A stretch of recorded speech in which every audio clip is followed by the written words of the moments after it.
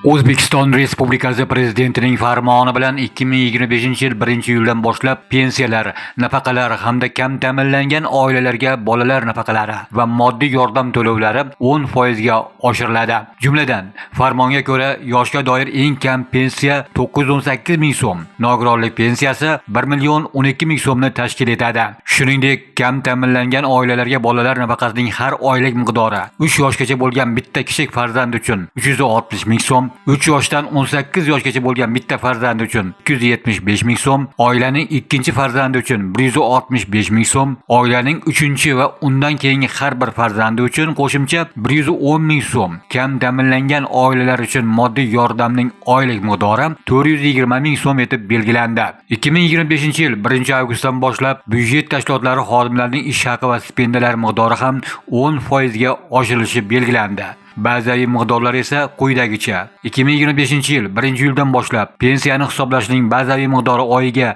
471 ming so'm, 2025-yil 1-avgustdan boshlab mehnatga haq to'lashning eng kam miqdori oyiga 1 271 ming so'm, bazaviy hisoblash miqdori esa 412 ming so'm etib belgilandi. Ushbu farmondan ko'zlangan asosiy maqsad aholi turmush darajasini oshirishga qaratilgan chora-tadbirlar ko'lamini kengaytirish, fuqarolarning daromadlarini izchil oshirib borish siyosatini davom ettirish hamda ularning ijtimoiy muhofazasini kuchaytirishdan iborat.